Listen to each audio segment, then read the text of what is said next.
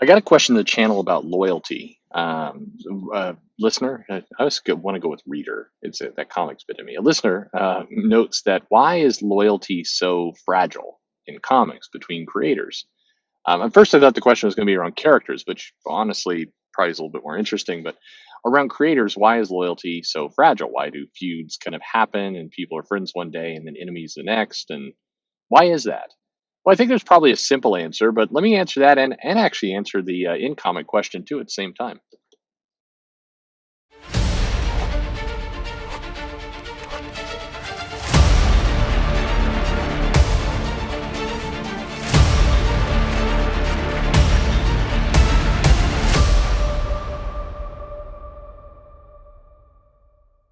Hey everyone, this is Perch. If you're new to the channel, subscribe, like, all those kinds of things. I keep reminding myself I should say it up front because that's what you're supposed to do. In the handbook of making YouTube videos, you're supposed to say this stuff up front. It always seemed annoying to me. Like I click on a video, I want to get to the content, and instead somebody's telling me to subscribe. But I suppose now I'm doing it myself. Also, I ramble a bunch and go on tangents at the beginning. So I'm not one to talk in any spectrum. Anyway, loyalty in comics. Well, the simple answer is that in many cases, when we talk about loyalty between creators, that whole word, that whole phrase is very loose and could mean a lot of different things to a lot of different people. But keep in mind, most creators are working from their homes or their studios or co-working spaces or wherever, and they don't live in the same place. In most cases, they're not in the same state. There certainly there's groupings of people and they meet up, but generally speaking, it's not like they go to an office. A lot of us think about, we go to our place of employment, whether it's a building of some kind, an office building, whatever it happens to be. We're going in, we're doing our work, we're leaving, and so you form kind of friendships and relationships by seeing people every day. You also form bitter enemies that way too, but generally friendships is what we're going to go with today. You form those.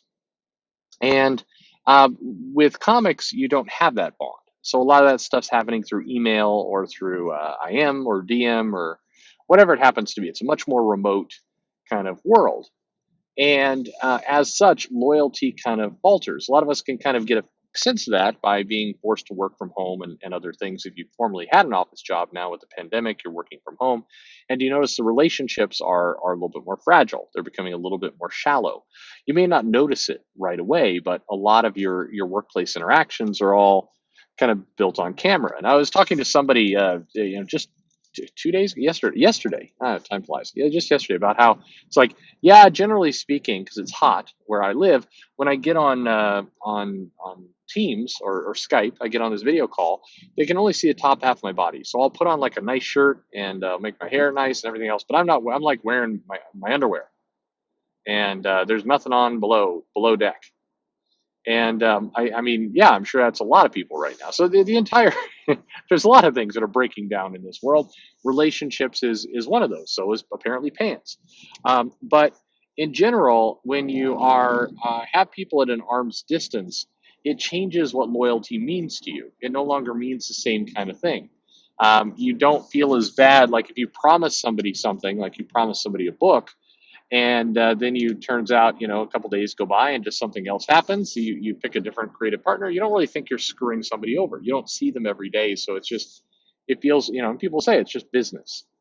So in a lot of cases, lack of loyalty feels like just business. It's not any personal thing because the person has been taken out of it. And so in comics, you get a lot more of that. I think the other thing is comics lends itself to kind of the dramatic at times. So people get offended far easier, or they one day things are coming along normal, and the next day, you're using Game of Thrones analogies around bending the knee, and like the world gets all sideways very, very rapidly.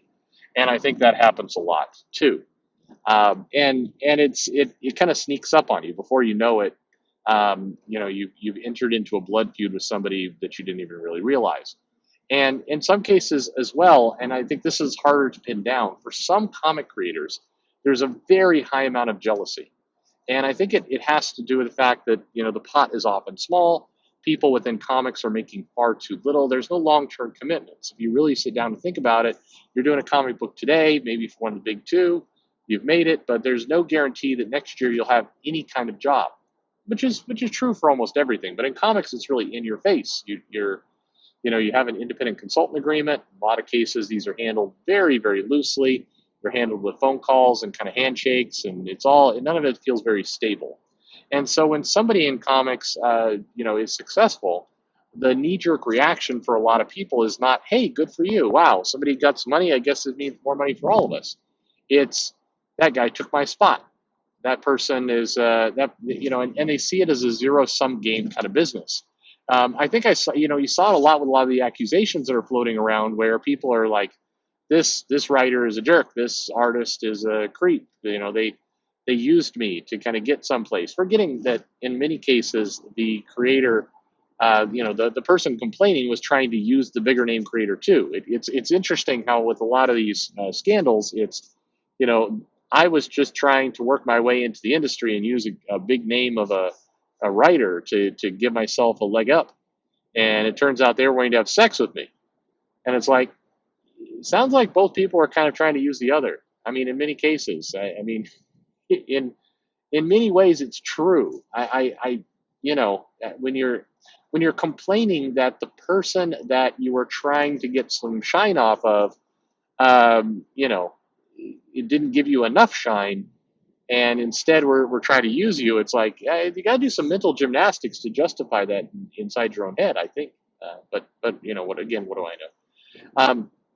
But in that industry where there's a lot of jealousy, there's a lot of feuding back and forth, there's a lot of kind of, what you have I want, and if I can't get it, this way, then I'm going to get it by taking you out, and then maybe I can get what you got. It definitely changes a lot of things. And I think the other aspect about comics is some of the bigger kind of cliques or groups of people that will kind of look out for each other. They live in such of an attack mode that they're always looking for cracks in their own wall. They're always looking for somebody who may not be as loyal as. And when you set out to look for people who are not loyal, or people who may not have your back as much as you hope they have your back, when you're looking for that all the time, you're going to find it. Humans have, good days, bad days, different emotions, different feelings all the time. There's always something going on.